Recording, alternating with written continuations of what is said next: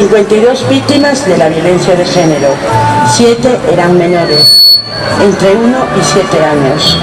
Esto es el pacto de Estado. Esto es lo que nos espera. Pues es toda violencia que ejerce el hombre sobre la mujer. Vale, en el momento que la mujer es totalmente, vale, humillada, rebajada, no hace, no puede, no debe, eso es violencia. En el momento que yo no te dejo ser, es violencia. Para que no te violen, tienes que ir por una calle que esté iluminada. ¿Por qué yo tengo que eliminarme, digamos, limitar mi libertad e ir por donde yo quiera cuando no es mi problema? O sea, el problema es de alguien que no sabe controlar su violencia y que ejerce violencia contra otra persona. En 2005, el 20 de febrero, me acuerdo, le pegó una paliza tremenda que casi la mata, y ahí fue cuando mi madre decidió denunciar. Entonces decide denunciar, y aquí está el mito, ¿no?, de que denuncias y se acaba, y era denuncias y prepárate que empieza lo bueno. Y creo que es muy importante, de la misma forma que hablamos las madres y las mujeres, es hora de que también le demos voz también a los niños. Como yo fui menor y fui víctima de violencia de género, tiene peso esa figura. Hay un tema muy importante que son los menores. El tema de los menores, aquí en España hay 14.700 denuncias, 146.000 denuncias. Más del 70% de esas denuncias, esas mujeres tenían menores a cargo, y de esos menores solo fueron protegidos o se tomaron medidas de protección en 2.600 casos. Cuando yo nací, había un clima de violencia fuerte, ¿no? Digamos que ya llevaban juntos 9 o 6 años por ahí, entonces yo hasta los 6 años me crié en un clima de violencia de género total. Había palizas, había peleas, insultos, etc. En 2005, el 20 de febrero, me acuerdo, le pegó una paliza tremenda que casi la mata, y ahí fue cuando mi madre decidió denunciar. Entonces decide denunciar, y aquí está el mito, ¿no?, de que denuncias y se acaba, y era denuncias y prepárate que empieza lo bueno. O sea, una de las cosas principales es darle alternativas a las mujeres que sufren violencia machista, alternativas habitacionales. Por ejemplo, la mayor parte de las mujeres que han denunciado no tienen recursos para poder independizarse. Es más, muchas no denuncian por el miedo a irse, no son autónomas, ¿no? Además de la dependencia psicológica que muchas veces tienen, es cierto que no pueden irse de casa, ¿no? Entonces, si existen desde las instituciones alternativas, es decir, bueno, pues a esta mujer o a estas mujeres nos las llevamos a estas casas de acogida donde puedan ir con sus hijos, hijas, etcétera, ¿no? ¿Eso qué supone? Supone dinero, supone que hay que invertir dinero. Pero además hacer que los recursos sean recursos también eficaces. A partir de que denuncia ella, ella lo que decía es que yo pensaba que iba a denunciar y se iba a acabar todo, y fue al contrario, denunció y empezaron, se nos pone un punto de encuentro, es decir, un punto mediador contra una persona, con una persona que es un maltratador condenado. Los que se encargaban de tutelar esos encuentros coaccionaban, manipulaban: si no le llamas papá no vas a volver a ver a tu madre, cosas así. Sí, o sea, los psicólogos que se supone que están ahí para ayudarnos a nosotros, era totalmente lo contrario.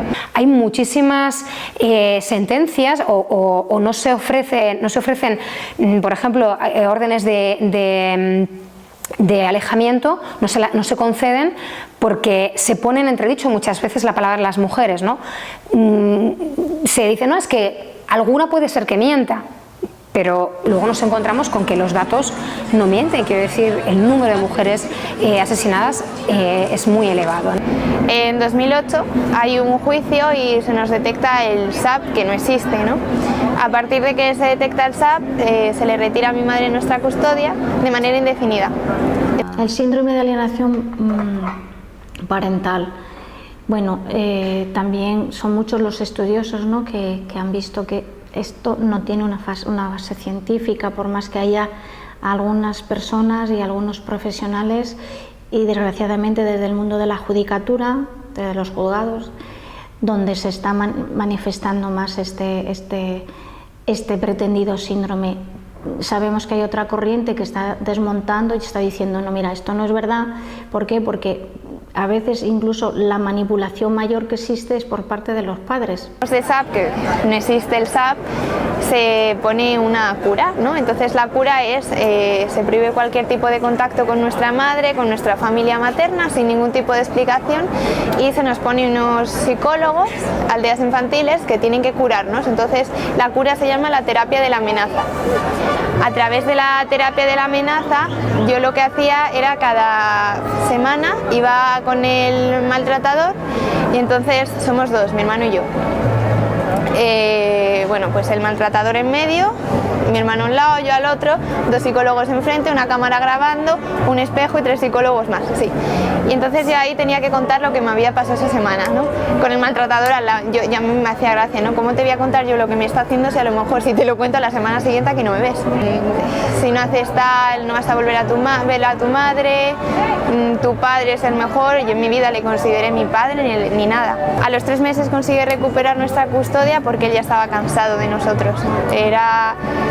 Claro, es que él no nos quería a nosotros, él quería la casa, éramos como un pack, éramos una línea en una sentencia, niños y casa. Pero al final se cansó. Tú imagínate, eso como niño te destrozan la vida porque no puedes hacer planes, porque te vas cada 15 días. A mí me recuerdo que yo decía, me voy de viaje, y claro, esto ya es coña, no me decían, joder, ¿cuánto viajas? Digo, ya, sí, tengo una suerte. La casualidad de que terminó todo este calvario fue que yo a él, mi madre, cuando estaba embarazada de mí, me escribió un diario, ¿no?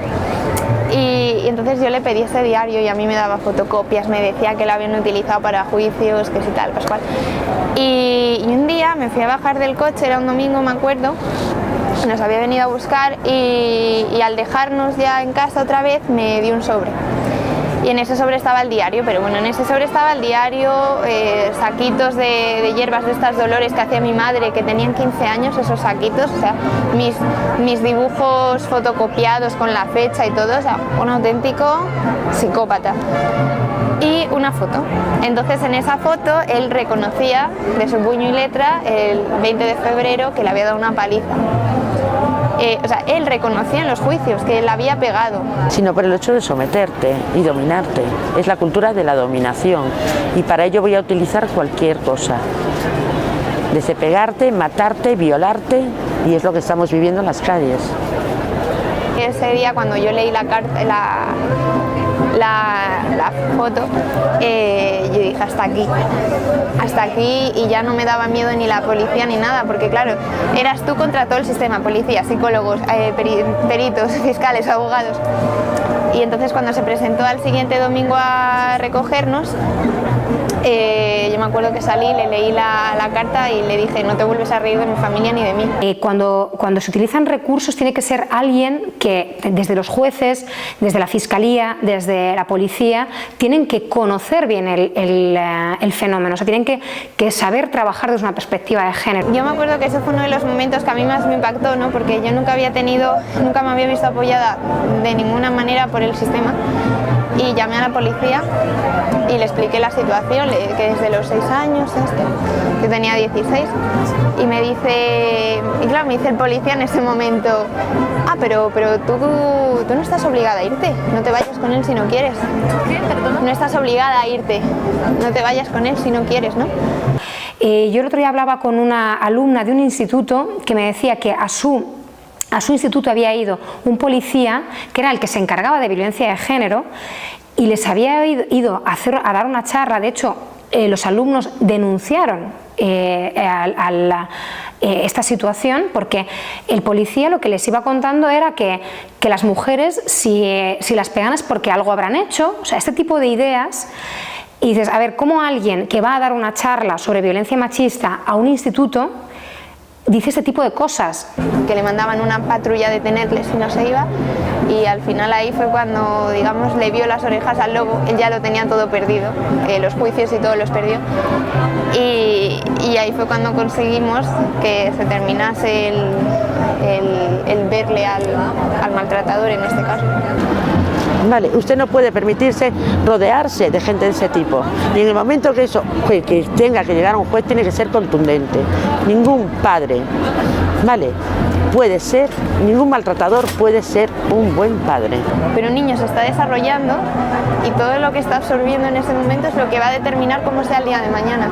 Si no hay nadie que se ocupe de ese niño, si no hay nadie que le dé las herramientas para enfrentarse a un maltratador, porque un juez lo ha decretado, ¿qué futuro le estamos asegurando el día de mañana a ese niño? ¿Cómo va a estar psicológicamente ese niño? Entonces, tampoco podemos decretar que van a ser unos infelices, porque no, mira, yo soy muy feliz, pero ayudarles de alguna manera por lo que se supone que deberían estarles protegiendo y ayudándoles, no están haciendo. Representar a estos niños y que vean que hay salida, porque yo lo he pasado muy mal, yo he llegado a pensar que no había salida y yo no conocía a nadie que estuviera pasando por lo mismo que yo. Entonces yo creo que si les damos esa ayuda podemos lograr mucho. Necesitamos que realmente tengan la intención de proteger, necesitamos que dejen de culpabilizarnos, ¿vale? De que somos nosotros las que provocamos que nos violan, ¿vale? Que tienen que dominarnos, que tienen que dejen de hacer todo eso. Vale, la única intención es una, controlarse. Los que se tienen que culpabilizar son ellos. Los que tienen el problema son ellos. Los que violan son ellos. No es que yo me ponga así o me ponga así o me ponga así. Ellos tienen el problema y tienen que empezar a asumirlo. Cuando asuman ese problema, posiblemente nosotras encontremos salida. Mientras tanto, no.